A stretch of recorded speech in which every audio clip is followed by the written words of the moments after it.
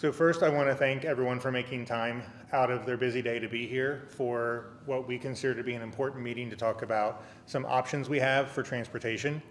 I want to start with just kind of framing the conversation tonight, because right now in our district, we have a lot of topics that are kind of floating around out there. We have a bond issue on the ballot in May. We have redistricting that we've done to alleviate overcrowding in some of our elementary buildings. And we have this conversation that we're talking about tonight around different options that we are pursuing and looking at around how to address the transportation issues we're facing in the district and the fact that we're canceling routes. And we've had people ask, you have a lot of things happening, why is it all happening now?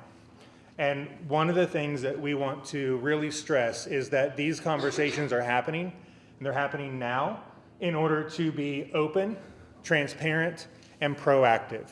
Because we know that at the end of the day, when we make a decision, it's going to have ripple effects on staff and families, and we want to make sure that we can communicate things in a timely manner in order for everyone who is impacted to have ample time in order to respond from a personal standpoint. And so we are trying to make sure that we can address and hear concerns before we make a final decision, but make that decision in a timely manner so that people are able to digest that, understand the rationale for why the decision was made, and to make adjustments and plans for what might change for them in the fall. The other thing is that we shared a lot of this information at a board meeting, at our last board meeting. This presentation tonight will have a little bit more detail than what we shared at the previous board meeting. Our next board meeting is Monday, March 13th. That's going to be at an off-site location at a Butler Tech site. There will be no presentations, conversations, or decisions at that meeting around any of the topics I just mentioned. The next time this will be talked about in an open session with the board will be at our March 27th board meeting.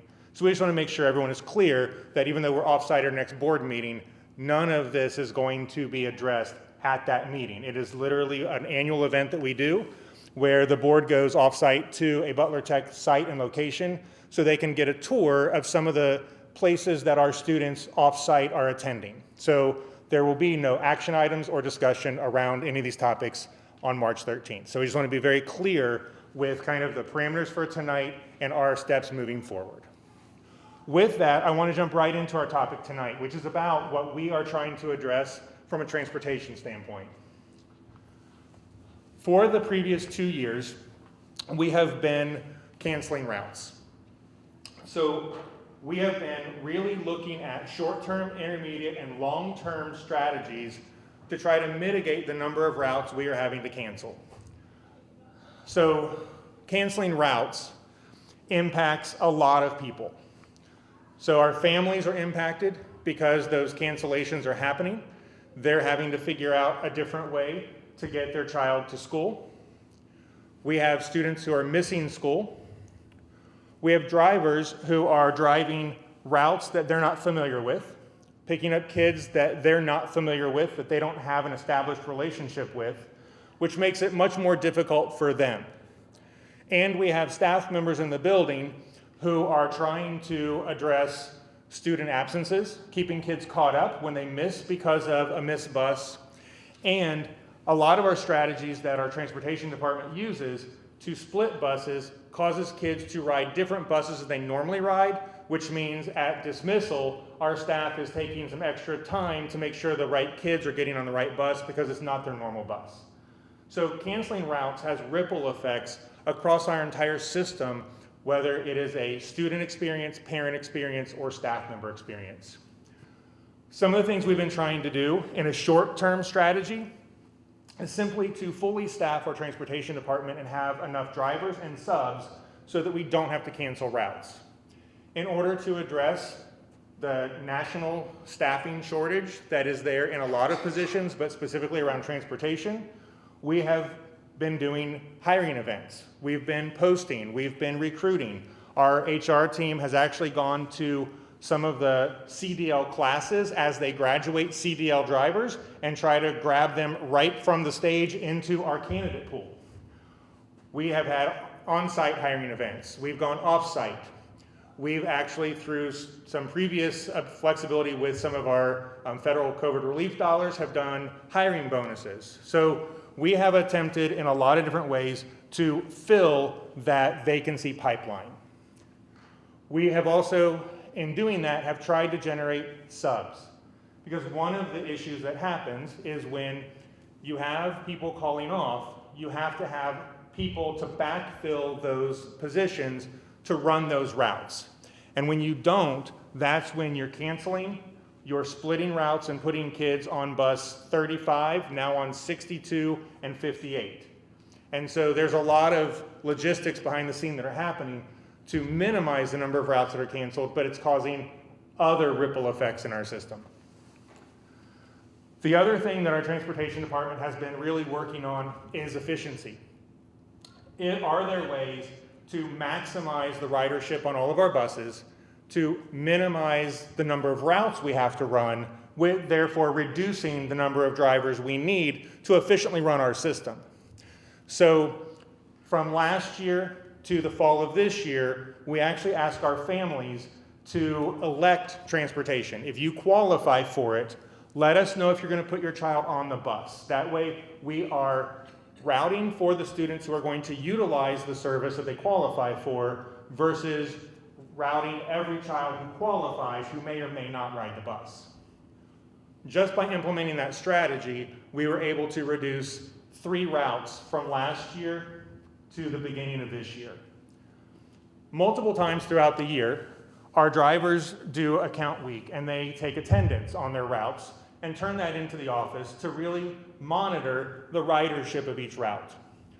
Because of some of those systems that are in place, just within this year, we've been able to reduce 3 additional routes, completely collapse and do away with the route and move kids to other buses that were not as full, thereby reducing another 6 routes and the need, or 3 routes, which was a total of 6 drivers that we were able to reduce from a need standpoint from the end of last year to this point in this year. Obviously, we are still canceling routes. Our drivers are still driving routes they didn't choose. They're driving students they're not familiar with, which creates a lot of stress for them, especially when you're talking about driving some of the roads that we have in our township early in the morning when it's dark, sometimes foggy, sometimes rainy, sometimes snowy, and making sure that you're not missing a stop, you're getting where you need to go in a timely fashion with kids you're not familiar with. So it creates a lot of stress. Long term, we have really been looking at, are there ways to actually restructure our system in order to be more efficient so that we can try to address some of those structural issues that might impact our ability to be efficient and minimize and mitigate the number of routes we're canceling. So the long-term strategies are the ones that we're kind of talking about now, because the short-term and intermediate ones have not yielded us the benefits that would keep us from canceling the number of routes we're currently canceling. And we've moved to a system where we're trying to communicate proactively with our parents by doing the cancellations on a Friday. That way parents know these routes are canceled next week, you can plan for it. However, as everybody knows, additional routes get canceled throughout the week because we have additional call-offs that happen, things that happen where we have to cancel additional routes. We try to do those the night before, but based on sometimes illnesses and absences, that happens the morning of. And so things are continuing to happen that cause those ripple effects, that cause that frustration throughout all of our system. And we understand that frustration, which is why we're here tonight. So we've talked a little bit about the implication of our strategies. And they're not getting to the point where we are seeing the relief that our families and our staff are asking for. Our teachers have told us that it is difficult to continue to do instruction for all kids when there are so many absences. We've heard from our drivers that being able to pick a route and drive your route is one of the benefits that they enjoy in the department, and having to jump on different routes all the time and not knowing when they come in what route they're on, which direction they're going, which kids they're picking up is extremely stressful. So we are trying to listen to the frustrations and find ways to mitigate those. When we look at the impact that all of this is happening, we updated some of our coding for attendance. Since October 18th, we have had over 3,000 missed instructional days where students have not been able to get to school because of a canceled route. That number makes my stomach turn. That number is based on the number of parents who have called in and said, my kid didn't make it to school today because they didn't have a bus. That number doesn't account for the other kids who didn't come to school that day that we didn't get a phone call about. So that number could be higher. And I would anticipate and assume that it probably is. And over 3,000 missed days of instruction is not acceptable. What does our transportation department currently look like? So we have what we call a 3-tier structure currently in our transportation department.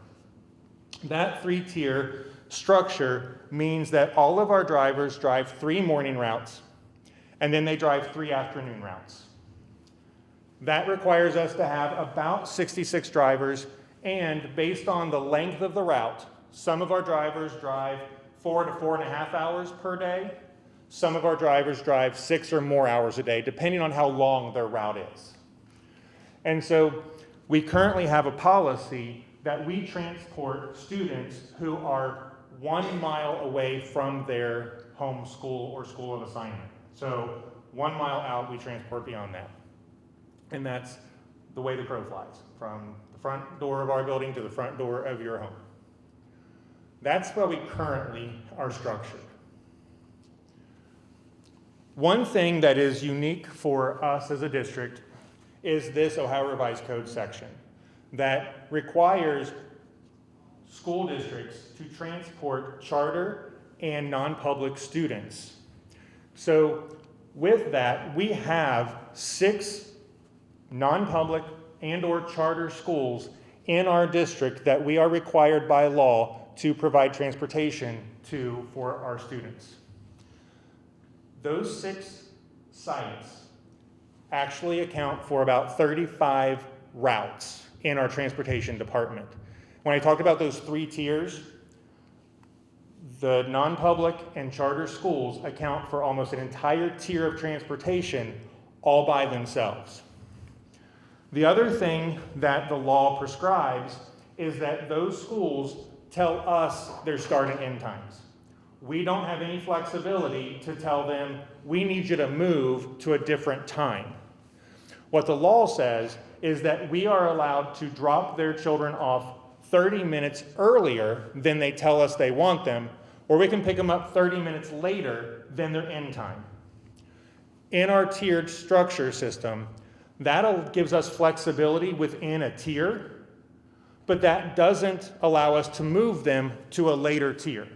So those are some of the constraints that our transportation department works through when they are putting together a system of transportation, not just for Northwest local schools, but for all of the schools that we are required by law to transport. So what options do we have to mitigate our route cancellations? One option is obviously to continue to focus on our short-term and intermediate strategies. We've been doing that for 2 years. You can see how far that's gotten us. We are still canceling routes. We are still hearing about the frustration from our parents, from our staff, from our drivers. We're hearing the frustration that more needs to be done. So what other options do we have? One option is to adjust our policy that says we transport outside of a mile. State law allows us to actually move that to 2 miles. The state law minimum is 2 miles. We're above and beyond the state minimum for this. So we could change that policy. That policy would say that if we changed it to 1.5 miles, that anyone within 1.5 mile radius of a school would no longer be eligible for transportation, and then the parents or guardians would be responsible for getting their child to school in a manner that they deem safe based on their circumstance. By changing that policy, this is the impact. Currently, based on our 1 mile radius, we have a little over 1,700 kids, Northwest and charter and parochial, who don't qualify for transportation. Changing it to 1.5 miles is a little over 4,000 students who would no longer be eligible for transportation. And moving it to a full 2 miles would be close to 6,000 students who would no longer be eligible for transportation. So those are the numbers and the impact that that change would have. When we think about that kind of change, the impact to our system would be that more and more kids would lose access to transportation. We know that losing access to transportation typically means that there are now more car riders. So some of our schools, like Taylor, PRE, and Struble, when they have 2 to 3 routes canceled, the number of cars that end up going onto those sites overwhelms the sites, creates traffic jams on Pippin Road, Springdale Road, and on Banning Road. So if you start moving that mileage rate out, you're now going to compound that traffic problem on a daily basis because of the number of cars that are going to be coming to the lot because families no longer qualify for transportation. With that, it would change the number of drivers we need. So with this, sorry, did I move one?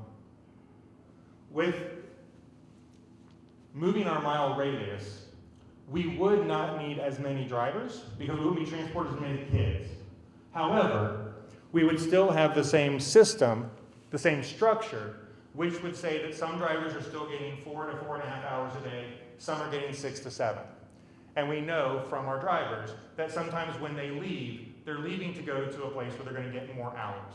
And so that would not address the hours that our drivers have, and it would compound the car problem that our sites have, as well as create another variable for our families for losing transportation access and having to figure out a way to get their kids there. The other option that we have been investigating is a 4-tier structure. 4 tiers means that we move from 3 routes that our drivers drive in the morning and afternoon to 4 routes in the morning and 4 in the afternoon. This reduces the number of drivers that we need, same as changing the policy would. But by doing a 4-tier model, most of our drivers now go to an approximate 6-hour or more day. We wouldn't have drivers who would still have a 4.5 hour day. So we would need less drivers, and the drivers that we retain would have more hours, and then those additional hours would be things that we could use to recruit and retain, hopefully a cadre of sub-drivers who would be able to fill in those daily absences that we're currently struggling with as well. In order to go to a 4-tier model, we have to change start times, because now you have drivers doing 4 tiers instead of 3. So they have 4 routes. So this is what it looks like. Currently, our middle schools are on the same tier. If we go to a 4-tier structure, Pleasant Run Middle School now goes later than Colerain Middle and White Oak Middle. The high schools don't change because we don't provide transportation to high school. And then Struble and PRE moved to an 8:45 start time with a 3:30 end time. And Colerain, Montford Heights, and Taylor moved to a 9:25 start time with a 4:10 end time. One thing that people have noticed and asked about that I want to be completely transparent about is that currently, if you look at the number of hours our students are in school at the elementary range, it is a 7-hour day for our students. They are in the school for 7 hours a day. We changed that in 2018 when our new elementaries opened. It used to be a 6.5-hour day for elementary students, and the state requires a certain number of instructional hours for students in different grade levels, and they require more instructional hours at the secondary level than they do the elementary level. And we increased our hours, which greatly exceeded the state minimum, in order to try to give our students more time with teachers in an academic setting. This actually reduces the student day by 15 minutes. So it takes it to 6 hours and 45 minutes. And then our teachers would still work the same work day, but then they would have some of that time in the morning to have setup time, prep time. Because at the elementary, we know they do a lot of activities, hands-on, centers, and so it gives them a little bit of that breathing room to get ready for the kids before they walk in the door. And so that adjustment has been reflected in here. I want to share the whole picture. This is what it looks like when you put in our non-public and charter schools. Their times are not listed because they're still going through a process through their charter organization or archdiocese to finalize their times. But based on what we know of what they normally do, these are the tiers they're in. And based on what I said earlier about the 30 minutes before and 30 minutes after, we have flexibility within that tier of when we drop them off and pick them up, but there's not enough flexibility that allows us to move them to a later tier and bump any of our schools up to an earlier tier. So with this, we've had people ask, well, 4:10 is too late. Start the middle schools earlier and get us out earlier. It doesn't work that way. The morning is one entire column by itself. The afternoon is one entire column by itself. So moving the start time at the beginning of the middle column changes the entire first column. It doesn't touch the second column. The only way to touch the second column is to move the end times of all of the schools above it. And we don't have the ability to move the end times of schools that are not ours. So we know that this is a huge change. It's why we are putting this information out early. It's why we're asking for people to give comments, because we want feedback on the options so that when we make a final decision, we can hear voices of the issues. We know one of the biggest issues that this creates is that late start time for our elementaries because of childcare. And we have heard that, and we acknowledge that. And we want that feedback in the form. Because at the end of the day, we have to make a decision about, as a district, how are we going to address the transportation issue? Are we going to maintain the status quo, continue to try to address the driver shortage, continue to try to address the hiring and retention? Are we going to change our mileage rate? Are we going to go to a 4-tier model? Those are the options we have. So with all that information, I'm going to look over to Chris McKee, who's our Director of Business Operations, to see if I've forgotten any details that, okay? So with that, I want to share this QR code. We have an online form where we're asking for comments. There are text boxes, so when you go there, there's a text box where you can give feedback about option 1. The whole thing about changing our transportation policy to 1.5 or 2 miles. There is a text box for option 2, a 4-tier model, where we want to hear from you about your thoughts and concerns about that option.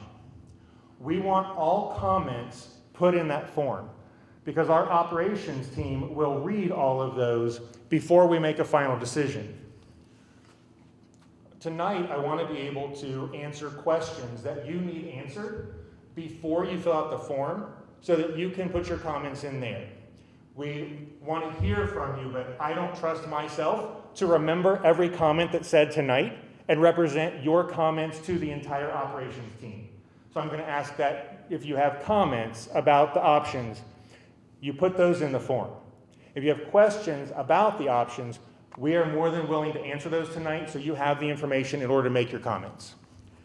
If you have a specific example or a specific issue that is specific to you and your family, we do not want to address that in a public meeting, especially one that we are videotaping and we're going to rebroadcast. We have people in the back of the room that have yellow cards and pens and pencils. If you have a specific family situation that you need to talk to one of us about, we ask that you fill out that yellow card, leave it with one of our staff members in the back of the room so that you can get a phone call and a personal follow-up about that personal situation, because we don't want to address personal issues and student issues in an open forum. So with that being said, if you need a yellow card, they'll get those to you. If you have a comment, please use the QR code and put it in that form. If you have a question, I am more than willing to answer questions so you have the information you need. I know that was a lot. Are there specific questions? Are the proposed start and end times set for what school is going to start at this time? So those are the proposed end times that we have right now. If you have questions or comments about what you think in terms of start times for schools, please put that comment into the form if you believe there's a rationale that you have for something different. One of the things that we look at, and our transportation department does an amazing job with this, is when they route, they systemically route so that a driver will end at a school in the same area where they're going to pick up their next route. That creates efficiency. So they have them in orders that allow them to finish one route and go right into an area to start their next route. It's not efficient if we move schools around where a driver has to stop and drop off at Montford Heights and then drive up to PRE and start running around at PRE.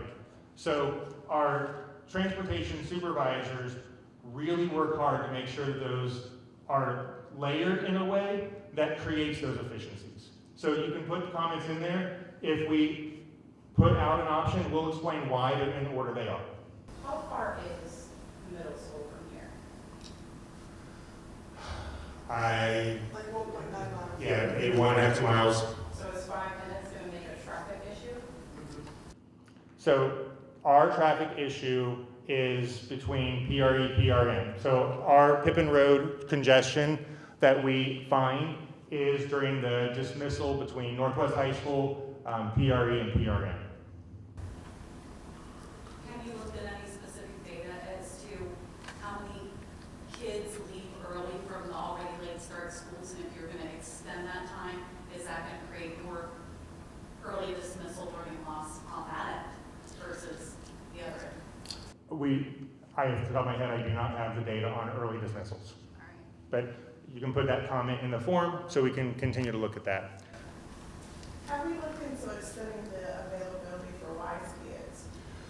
So one of the things that, if we go with a 4-tier model, that we are looking into are different ways we can support that child care need in that morning time. So we are communicating with and looking at options for that child care piece, because we know that's going to be a major issue for our families. So it is on our radar. I can't tell you that we have a solution for it, but it is on our radar. So the waiting list has been for PRE has been on the list for like 2 years now. Yeah, they have a waiting list. Is there something that the district, instead of the Y care, is there something that the district could do? We are looking at all options for that child care piece right now. Like I said, we've heard that 4-tier option, the biggest barrier is the child care issue at the beginning of the day when you have a child at the middle school who might be going an hour and a half to maybe 2 hours before an elementary child. So that is something that, as we start processing which option might be most viable to move forward with, that's one of the major concerns we keep hearing. So we're looking into options. Couple questions, loaded questions. So question one is, as it relates to, it's all related to option one, so it's getting the ratings. So the extension, have you all, keeping data management is part of my role, but have you all looked into if you extend that radius based on all the different schools that would be impacted by that? How many households would be impacted, which could potentially increase your numbers of absences and so forth? Yeah, so we have I'll take one question at a time. Have we looked at the numbers? Yeah, the numbers I showed earlier, the 4,000, over 4,000 and almost 6,000 is the impact of the number of kids who would not be eligible for transportation. And that's district-wide. We could break it down by attendant zone, but it pretty much is kind of spread out. But yes, Okay, because that's what I was asking. I saw those whole holistic numbers, but breaking it down, because then part two of that question would be, I always want to take into account, right, and consider from a staffing perspective, our teachers are already spread thin as it is. And so have we looked at opportunities depending on the building specifics? Have you asked staff members potentially being able to open the buildings sooner, which then could increase the number or decrease the traffic, right? I'm at 3 right now, so if we could open buildings sooner, earlier, I should say, which I know is very difficult. Our teachers and staff have lives outside of that. You know, maybe that could be an option to help offset the traffic, but then also not impact or increase your excuses. yeah, so the question just, I probably should have been reiterating the questions. I hope I've been reframing the question when I do my answer for people who might watch this later. But yes, the opening buildings early, if we were to go with a 4-tier model and we know that the childcare is going to be a major issue, those are some of the things that we are investigating in terms of options that would mitigate the childcare concern. But we don't have the answers yet. We're still in the planning phase. This is really the engagement piece that we need to hear from the community with their concerns so that when we make a decision, we can address the concerns. And we don't want to address what we assume to be concerns. We want them to be valid, real concerns, which is why I'm asking you and keep referring you back to the QR code to please make sure those comments go in that QR code. Other questions?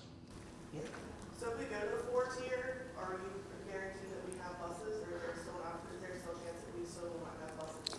Okay, you said that you had the loaded question. That's the loaded question.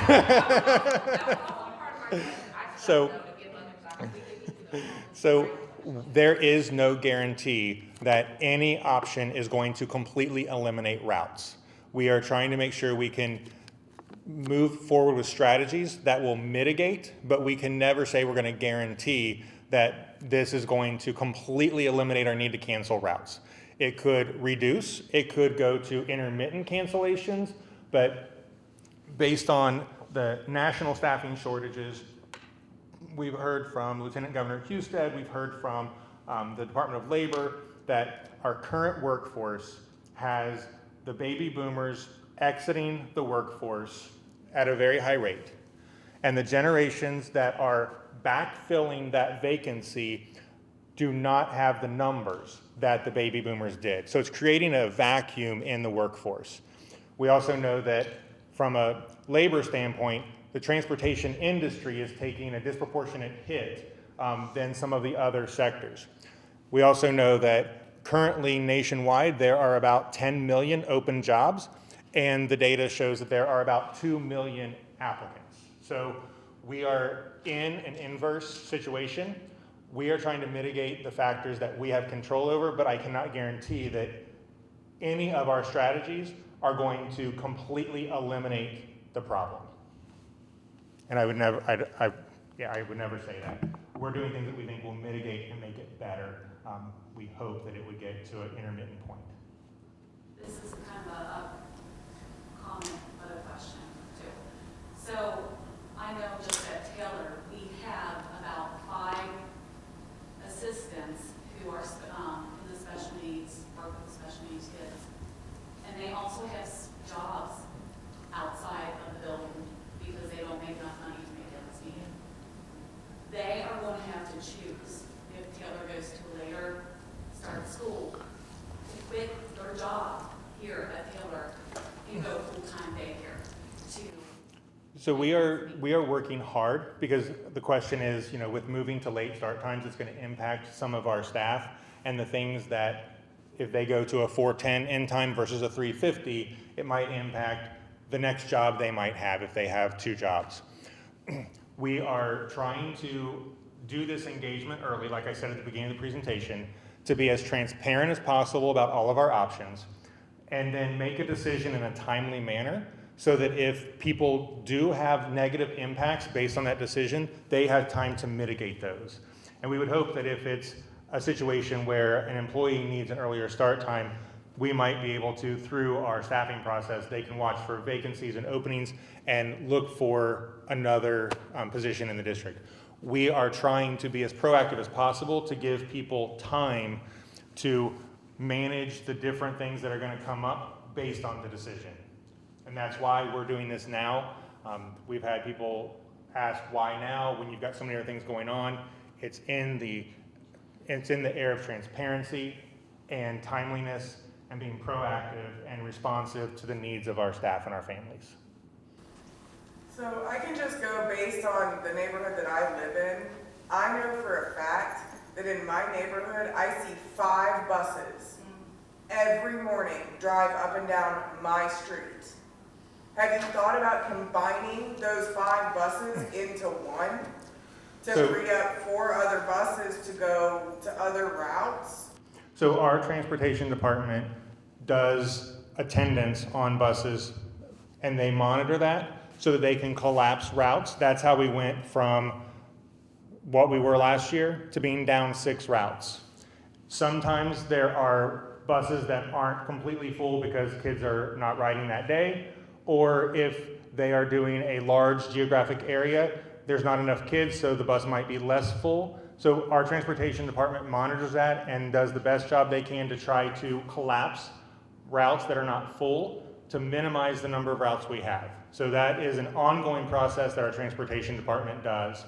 And again, please make sure, I don't want to misrepresent anyone's comments in the conversation I have with the operations team, to please make sure comments are going into the comment card so that we can make sure that we capture that.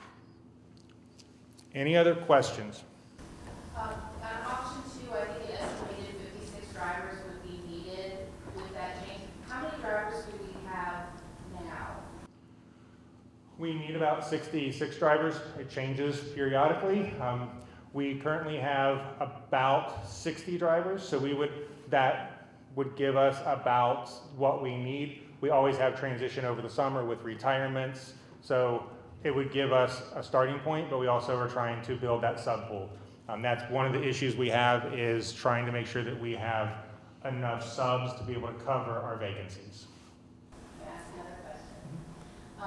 If option 1 were to be chosen, do you have the ability to work with different city or county, maybe for stop signs or stoplights or something to help? I know we have policemen out there with drop-offs and pickups, but anything to kind of help control that risk factor of increased traffic? Yeah, so we actually work with Colerain Township a lot right now on safe routes to school, trying to look at areas that need sidewalks, areas that need crosswalks. We have a lot of roads in our area. We cover 52 square miles, and some of the roads are township roads. Some are county roads. And so depending on who owns the road is who we have to work with to try to get those, and sometimes the entities don't work well together, and so we are trying to piecemeal together. But it is something that we continue to look at, and we actually use our transportation department to give us information about where we have the biggest need based on the ridership and the walkers. So yeah, we're constantly looking at that, even in the current state. But yes, it would be something we continue to look at in the future state if that was an option we chose. Okay, I apologize, still option 1 here.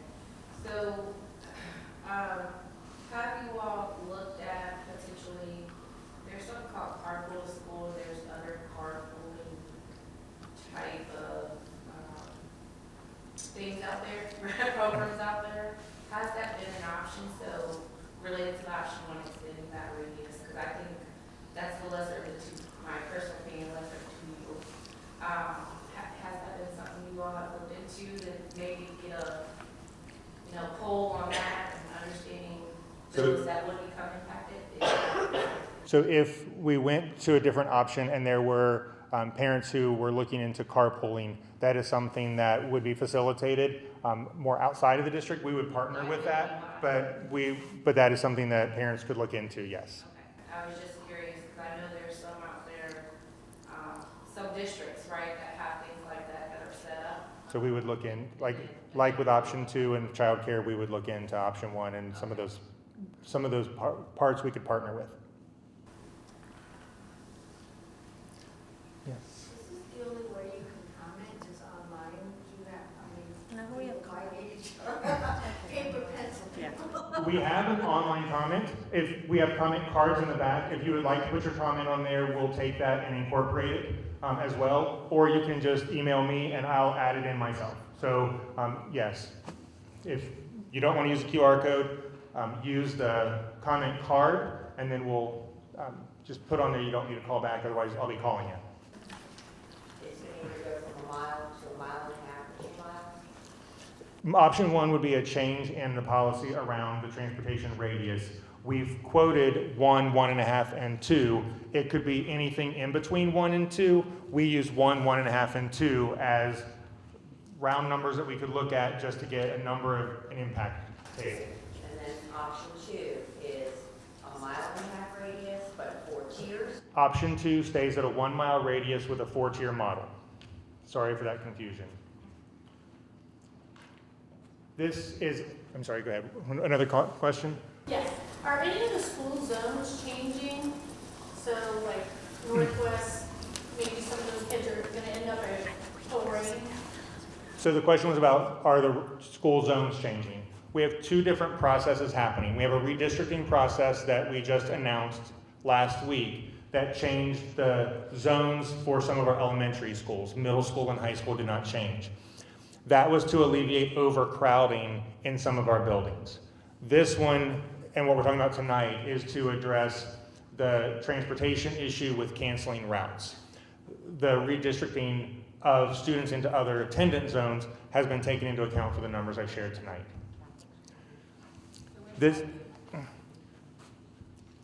That when we have some students who are moving from Pleasant Run to Taylor, we calculated the number of students who were impacted based on the transportation, based on their new school of Taylor versus their current school of PRE. As you can see, this is a complex problem. It has a lot of factors in it. We are trying to be as transparent as possible with all of the factors that we are trying to mitigate and all the options that we have been working with. I want to give credit to our transportation department and our supervisors who have been not only driving buses when things get really hairy in the department, but they have been working behind the scenes to help give us the input on what are viable solutions that could help mitigate the problem. Again, I'm not going to say viable solutions that will solve the problem 100%, but to mitigate the impact that we're having. We appreciate whether you are in person tonight, whether you are at home watching, or whether you are reading an article and doing the QR code or emailing us your comment. We appreciate your engagement because truly at the end of the day, when we come back in March on the March 27th board meeting with kind of our next discussion about our next steps, we want to incorporate your feedback so that we can make the decision that is going to hopefully mitigate the situation best and address the concerns that everyone has so we can move forward in a way that we're not seeing over 3,000 student absences in that short amount of time. It's causing stresses throughout our system, on our families, and we want to make sure we try to address that. So we appreciate the engagement. The engagement is important. We value that. We want to hear your voice. We will listen, we will read every comment, and when we make the decision and communicate that, we will try to address as many of those concerns in our discussion about the final decision. So I thank you for being here tonight. If you have additional questions, we will be around to answer those, but thank you for being here, and if you have a yellow card, please make sure you give it to someone on your way out so that we don't lose that comment. Thank you very much.